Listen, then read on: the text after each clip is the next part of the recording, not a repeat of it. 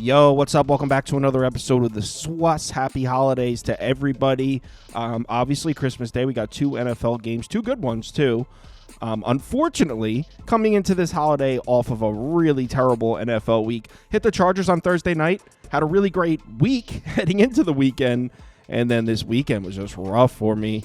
I did get the Raiders as one of my top bets. Seahawks +3 push, but lost the Bears and the Browns. So I had a losing NFL Sunday. Hopefully, we turn this around. That's 4 losing days in a row for me since Friday. So hopefully, we turn this around. Chiefs, Steelers, Ravens, Texans, Christmas Day. Let's do it. Welcome to the SWUS.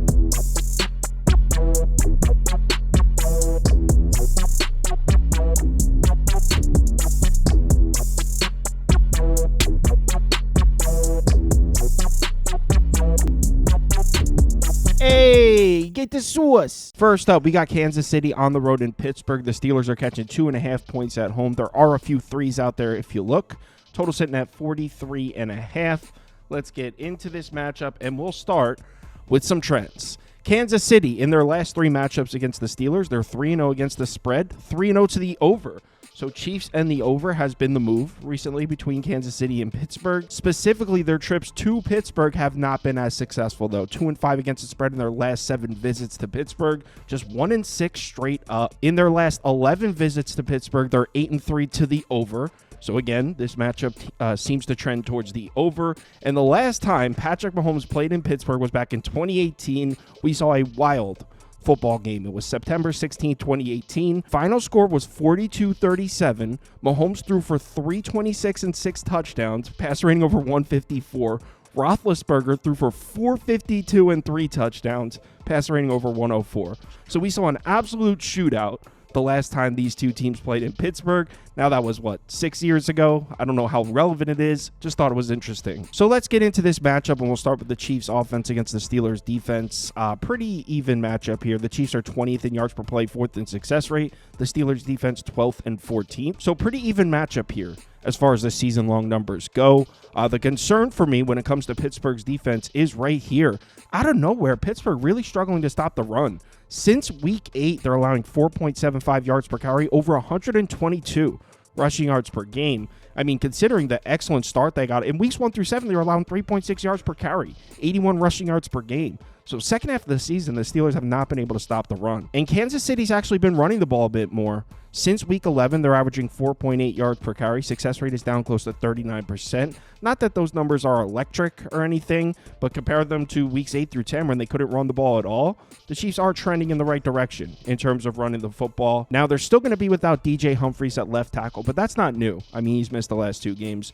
Jawan Taylor on the injury report listed as questionable. That's a little bit concerning. I will say, though, their most important pieces in terms of running the ball, the interior offensive linemen. So I do think the Chiefs will be able to run the ball a little bit here. It's on the road in Pittsburgh on Christmas Day. I'm not expecting the Chiefs to run the ball all over the Steelers, but I do think they'll be able to get their 4 yards per carry. Now let's talk about the matchup for Patrick Mahomes, and he's coming off another game where the passing rating looks all right, success rate looks great. Overall passing production, not great. I mean, 41 dropbacks, just 260 passing yards. That's not very good. But passer rating over 93. Success rate was great. Mahomes did in that game what Mahomes has been doing this whole season. I mean, look at the last 4 games. This is a perfect summary of Patrick Mahomes' season to this point. 5.9 yards per attempt. It's not good at all. 87.4 passer rating, not much better. Success rate above 57%. For whatever reason, this guy, you just can't get him off the field. His passing numbers will look terrible, but he sustains long drives and puts points on the board. It's how you win games. And I'm definitely worried about the matchup for the Steelers defense. If you look at their last 3 games and take out the Browns game, they're allowing 8.7 yards per attempt, 63.4% success rate per dropback, over 117 average opponent passer rating. So they've been struggling to defend the pass. To be fair to Pittsburgh, though, those 3 games we're referring to in the right side of this graphic, at Cincinnati, at Philadelphia, at Baltimore. That's on the road against maybe the 3 most explosive offenses in the NFL. We know the Chiefs are one of the best teams in the league, but in terms of an explosive offense putting up big stats, I wouldn't put the Chiefs in the same category as those 3 offenses. So what do we think about this matchup for Patrick Mahomes? Well, since week 9, the Steelers actually lead the NFL in man coverage frequency, over 44% of their defensive snaps. So the Steelers are running a ton of man coverage. Patrick Mahomes, better numbers against man than zone, although they're close. I mean, 12th in completion percentage against man, 18th against zone. Yards per attempt, 25th and 24th. Passer rating, 18th and 14th. So really not much to take away. Steelers also a ton of single high safety looks. In fact, they run more single high safety looks than any other defense in the NFL, 68% of the time. Patrick Mahomes' numbers, I mean, pretty much identical against single high safeties and two high safeties. Completion percentage 13th and 17th. Yards per attempt 24th and 29th. Pass rating 20th and 22nd. So again, really nothing to take away there. Now, here's where it gets a little interesting. Steelers defense was running a ton of cover 3 early in the season. In weeks 1 through 8, they were running cover 3 over 45% of the time, second most in the NFL in that span. Since week 9, the Steelers have been running considerably less. We already talked about how the Steelers have been running man coverage. Since week 9, they're running less cover 3. They're still running a decent amount. They're still 12th in the NFL in that span, but less cover 3. The reason I'm bringing this up, Patrick Mahomes has really struggled against cover 3 this year. If you remember, this is why I had the Panthers plus 12 or whatever against the Chiefs as one of my top bets that week, because all the Panthers do is run cover 3. Patrick Mahomes' numbers against cover 3 this year are actually pretty bad. 27th in completion percentage, 28th in yards per attempt, 27th in passer rating, 31st in turnover-worthy throw rate. Those are some bad numbers. So if I'm the Steelers, I'm going back to cover 3. Now, I'm not going to pretend to know more about the Steelers defense than Mike Tomlin does. I'm sure he had his reasons to switching over to man. But if you look at the Steelers' defensive game logs, they were playing a lot better defense against the pass early in the season when they were running a lot of cover 3. Just saying. I know they've played some tougher offenses later in the season, but if I'm Mike Tomlin, I'm going back to cover 3 here. Patrick Mahomes struggles against it. Some good news on the injury front for Pittsburgh here. A lot of pieces returning. Dante Jackson at corner back on the field for the Steelers. Same goes for Deshaun Elliott, the safety. Also, one of their defensive linemen is back. So 3 starters returning to the Steelers defense. That being said, Joey Porter's banged up. He got hurt last week against... the fuck was that? Baltimore. He got hurt last week against Baltimore. I think he came back in the game for like 3 plays and then left again. So it's uncertain whether or not Joey Porter's going to play. But as a whole, the Steelers defense is healthier this week than they were last week. Overall, on this side of the ball, I think it's a pretty solid matchup for the Steelers defense. Chiefs may be able to run the ball a little bit. And obviously, Mahomes is going to complete his throws. He's going to move the chains. But the Steelers defense has struggled recently against elite offenses on the road. Now they're at home against a Chiefs offense that hasn't really been very explosive. So I expect the Steelers defense to play pretty well here. Real quick, before I move on to the other side of the ball, I didn't mention the Steelers pass rush, and I probably should. I mean, obviously, it's going to be a factor here. Patrick Mahomes does tend to hold on to the football. 3.81 seconds to throw, 35th in the NFL. So the Steelers pass rush is definitely capable of throwing Mahomes off a little bit.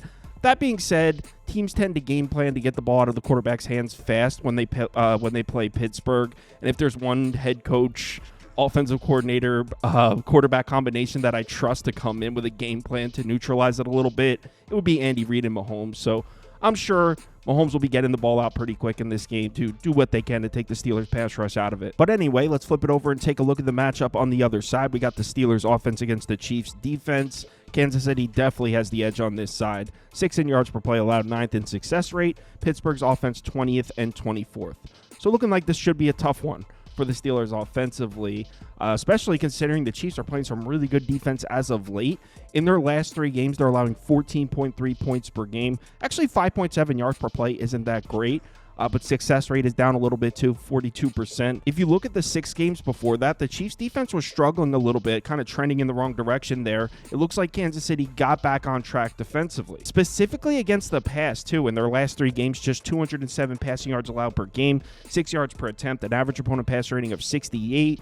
You got C.J. Stroud in there. You got Justin Herbert. Now, I'm not going to throw the Chiefs a parade for shutting down Jameis Winston in 30-mile-an-hour winds. I mean, Mahomes couldn't even throw the ball in that game. It was a crazy game. It was very windy, so the passing game wasn't there for either team. But C.J. Stroud and Herbert, Chiefs are playing great defense against the pass right now. That being said, I have a couple things here that concern me when it comes to the Chiefs defense. Number one, obviously they're missing Watson. That's not new. He's been out for, I want to say 5-6 games now. Connor's going to miss another game.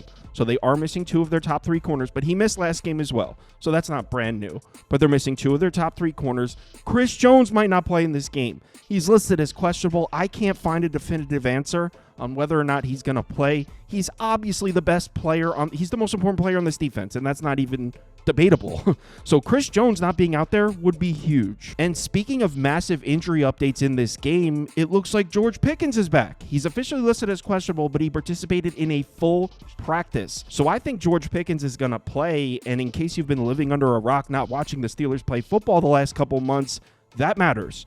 Because weeks 7 through 13, when they had Russell Wilson and George Pickens on the field at the same time, the Steelers averaged 28.7 points per game, 6.4 yards per play, success rate over 45%.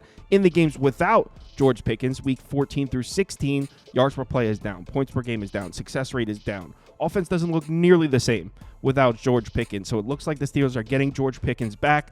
That's huge. Real quick, something I forgot to include that I think is important while I have this graphic on the screen. In week 7 through 13, where Russ was killing it and Pickens and they look like a top 10 passing attack, they did play a lot of really bad defenses. In fact, I talked about it a couple weeks ago.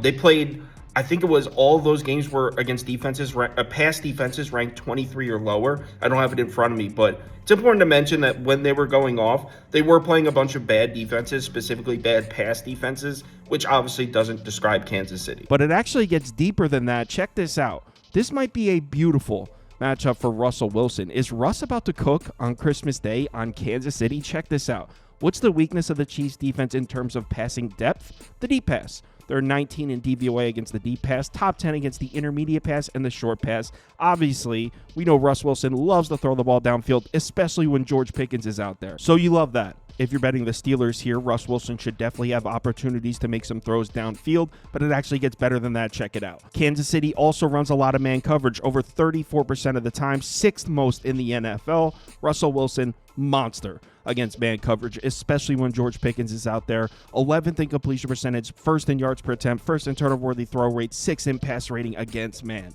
You'll love it. You'll love to see it if you're betting the Steelers here. What's another thing Spagnuolo loves to do with this Chiefs defense? Blitz. They're 2nd in the NFL in blitz rate, and you guessed it, Russell Wilson, monster against the blitz. 13th in completion percentage, 2nd in yards per attempt, 1st in turnover-worthy throw rate, 5th in pass rating when blitzed. So let's reiterate that real quick. You got the Chiefs defense. They're missing 2 of their top 3 corners. They run a lot of man coverage. Russell Wilson cooks on man coverage. They blitz a lot. Russell Wilson's got great numbers against the blitz. And their weakest passing depth is the deep ball. Russell Wilson loves throwing the ball downfield, especially when George Pickens plays. Love the matchup for Russell Wilson here. Now, you might be thinking, Kyle, the Steelers aren't going to be able to run the ball, though. The Chiefs' run defense is great, and you're not wrong. The Steelers do run the ball a lot, not the most efficient rushing attack, and the Chiefs' run defense has been great. But check this out. Kansas City's actually been showing some weakness against the run. Since week 12, they're allowing over 4.8 yards per carry. Now, the success rate looks fine, just 103.8 rushing yards allowed per game. Those numbers look fine, but look at the opponents. Carolina, the Raiders, the Chargers, the Browns, the Texans. 5 offenses that can't run the ball. So the Chiefs are allowing 4.8 yards per carry in their last 5 games against 5 offenses that can't run the ball. Now, here's the thing. Pittsburgh can't really run the ball either. I mean, they certainly tried to a lot, but it's been a pretty inefficient rushing attack for most of the season. I mean, it really hasn't been there in the last 2 games. Just 4.2 yards per carry, under 87 rushing yards per game, 30% success rate in their last 2. Maybe we cut them a little bit of slack, Baltimore and Philly, 2 elite run defenses. But we consider the Chiefs to be a great run defense, even though they don't really look like it recently. Bottom line, do I expect the Steelers to run the ball in Kansas City? Probably not. I will say, though, if Chris Jones doesn't play, I don't think it's crazy that the Steelers are able to run the ball a little bit. So where does that leave me in terms of placing a bet? Well, as I'm sure you've guessed from my Russell Wilson matchups there, I am on the Steelers. I like the matchup for the Steelers offense. I bet the Steelers at +3. I also like the over. I think I'm going to put another bet down on the over at 43.5 because I do think Patrick Mahomes should be able to move the chains and put some points up. I like the Steelers to score, though. So give me Pittsburgh +3. Give me the over 43.5. Next game, Baltimore on the road in Houston. The Texans are catching 5.5 points at home. Total sitting at 46.5. Let's talk trends. Baltimore's 4-0 straight up and against the spread the last 4 times they've seen Houston. So the Ravens have not had problems with the Texans as of late. Their average margin of victory, 22.3. So the last 4 times these two teams met, it was pretty decisive. to put it delicately. That being said, on the road in Houston, it hasn't been quite as dramatic. Their last 6 trips to Houston, 4-2 against the spread, 4-2 straight up. This has also been a heavy under matchup. 8-1-1 to the under the last 10 times these two teams have met. So for those of you looking for some trends, there you go. So let's get into this matchup, and we'll start with the Ravens offense against the Texans defense, and this is what we call a battle. This very well may be the best offense in the NFL against the best defense in the NFL. Baltimore leads the NFL first in yards per play, second in success rate. The Houston defense third and first. Baltimore, elite passing attack, elite rushing attack. Houston's defense, elite pass defense, elite run defense. Doesn't get better than this. The Ravens defense on the road against the Ravens offense on the road against the Texans defense. This Ravens offensive line has not had problems generating push for most of the season. They're third in adjusted line yards, 20th in run blocking grade, second in yards before contact. They may struggle here because the Houston defensive line is second, 17th, and third. So Baltimore may not be able to generate a ton of push here in the run game on the road in Houston in this one. And this is a Texans defensive front that's cruising right now. Since week 10, they're allowing 3.8 yards per carry, under 97 rushing yards per game, success rate per rush under 37%. So nobody's running the ball in the Texans right now. That being said, you can point at the opponents: Dallas, Tennessee, Jacksonville, Miami, Kansas City. Detroit's in there. You got 5 of their last 6 games against offenses that can't run the ball. But okay, let's isolate the Detroit game. Week 10, the Lions came on the road into Houston, could not run the ball at all. Just 3.2 yards per carry, 33.3% success rate per rush. So this Houston Texans defense, yeah, maybe it's racked up a lot of really nice looking numbers against teams that can't run the ball, but I mean, they shut the Lions run game. That was back when Montgomery was still playing, obviously. So I wouldn't be so quick to blindly trust this Ravens rushing attack here on the road in Houston. This might be a top 3, top 2 run defense in the NFL right now. And also, this Ravens offense is not 100% right now. Justice Hill has been ruled out. Also, Nelson Aguilar has been ruled out. A couple question marks on the offensive line as well, although I think both of those offensive linemen are going to play, both practice. Same goes for Zay Flowers. Zay Flowers participated in practice, so I think the 3 questionables on this graphic are going to play. They are missing those 2 weapons, though. No Justice Hill, no Nelson Aguilar. That being said, we also have to mention that this Houston defense is by no means healthy themselves. Still no Al-Shaair. He's still, I think, 2 more games on his suspension. Will Anderson Jr. is going to, well, it's not confirmed that he's going to play. He participated in practice, so I assume Will Anderson's going to play. As far as Fadukasi, though, I don't think he's going to play. He hasn't practiced once this whole week, so we'll have to wait and see with him. But they're missing the safety, Jimmy Ward. They're also missing Petrie, the corner. So, yeah, Houston's defense isn't healthy either. I do want to add one thing before we switch graphics, though. Christian Harris is back. He missed pretty much this entire season. He just came back, I want to say, 2 games ago, and he looks pretty good. He's making some plays. So, yeah, there's no Al-Shaair. He's still suspended, but the fact that Christian Harris is now active in the lineup, I don't think they'll miss Al-Shaair quite as much. And if we isolate the Ravens run game to just their 2 games against top 5 run defenses, not top 10, just look at their 2 games against top 5 run defense, because let's be honest, Houston is a top 5 run defense. It's not nearly as nice looking. 35.3% success rate per rush, 4.5 yards per carry, 147 rushing yards per game. That was against Denver and Philly. Remember, against Denver, it was Lamar Jackson throwing the ball. That's how they won that game. And against Philly, they got their ass beat in that game. The offense couldn't do much. So another top 5 run defense. I think Houston's able to limit the Baltimore rushing attack in this one. Now, what do we think of the matchup for Lamar Jackson? Well, we got to talk about the Houston pass rush, because this is some serious shit. First in adjusted sack rate, 5th in pressure rate. Lamar Jackson, probably the best quarterback in the NFL when given a clean pocket this year. 1st in yards per pass attempt, 1st in passer rating, 5th in turnover-worthy play rate. That being said, he's been pretty goddamn good when pressured as well. 16th, 5th, and 4th. So it's not like, oh, Lamar Jackson can't handle pressure.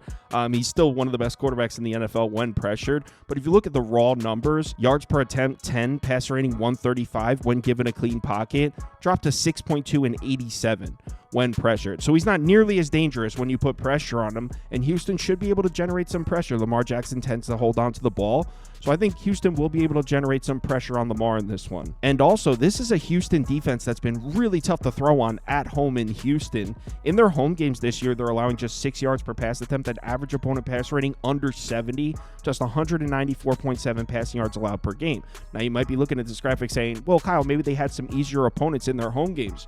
No, not at all. In fact, check this out. These are 3 of their home games this year. Josh Allen, Jared Goff, and Tua might not belong on this graphic, but you got Josh Allen, Jared Goff, and Tua. In those 3 games, they held those 3 quarterbacks to 5.7 yards per attempt, an average opponent pass rating under 59, just 189 pass yards allowed per game.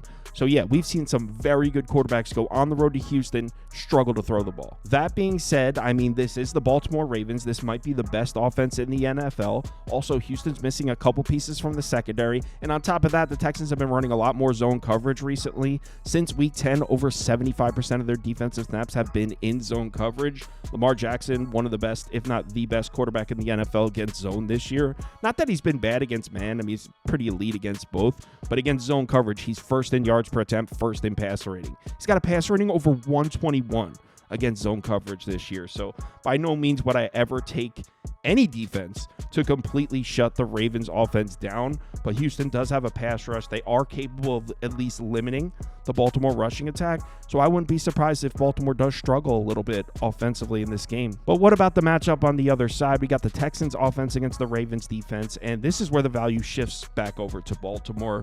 Houston offensively has been so disappointing this year. The offensive line play has been bad. On top of that, you got all the injuries that I'm sure you're aware of.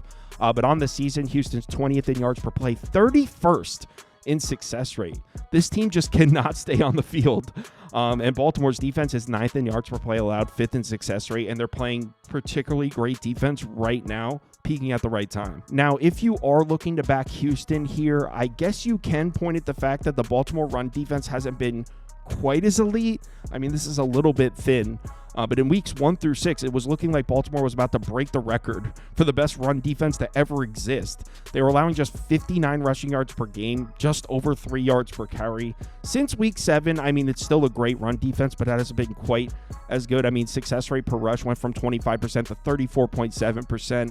It's now over 4 yards per carry, 100 rushing yards per game. So this is still an elite run defense, but you look at their season-long numbers and you're like, Houston's going to get 20 rushing yards in the game. It hasn't been quite that good. Regardless, though, I just can't see a world where the Texans are able to run the ball in this game.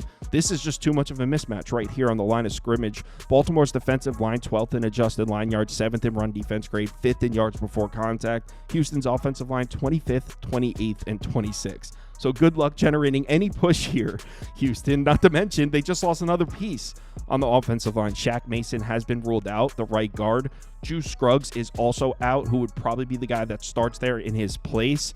So this offense, I mean, not that Shaq Mason's been particularly good this year.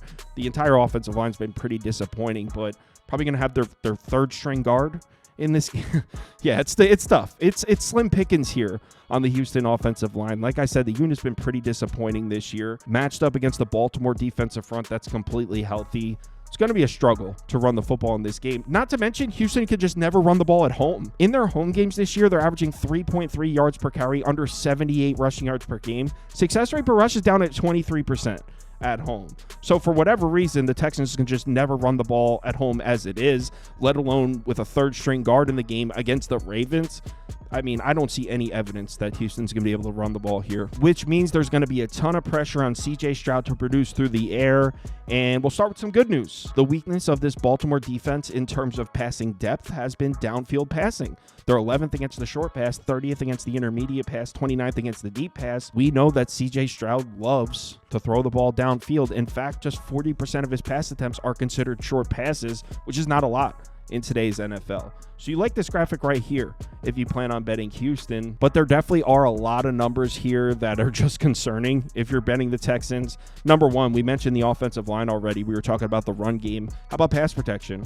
They're already 31st in pressure rate allowed, 20th in pass blocking grade, 26th in adjusted sack rate. I mean, Baltimore doesn't have the best pass rush in the world. It's pretty average, maybe slightly above average. They shouldn't have problems generating pressure on Houston because nobody has problems generating pressure on Houston. Now let's give CJ Stroud some credit. He has been great under pressure this year. In fact, when you give him a clean pocket, that's when he's run into some problems. His turnover-worthy play rate is actually higher from a clean pocket, but he does have a concerning pressure to sack rate, 21.5%, 29th in the NFL. So the Ravens defense, not a unit that's known for its pass rush or recording a bunch of sacks. They should have opportunities to do so in this one. Now, I do have some good news for you if you plan on betting the Texans in this game. Since week 10, Baltimore's been running a lot of man coverage, over 33% of their defensive snaps, 6th most in the NFL in that span. CJ Stroud's actually been pretty good against man coverage, 17th in completion percentage, 15th in yards per attempt, 15th in passer rating, 1st in turnover-worthy throw rate. You can see on the right side of this graphic, he's been absolutely terrible against zone coverage this year. So Baltimore has been running some man coverage. You definitely like that. But at the same time, part of me thinks we should just throw out all the data we have on Baltimore's defense against the pass, at least from those first 10 weeks, because they are absolutely terrible. Weeks 1 through 10, they were allowing over 314 passing yards per game, 7.9 yards per attempt, 52.7% success rate per dropback, a passer rating over 100. They were looking like one of the worst pass defenses in the NFL.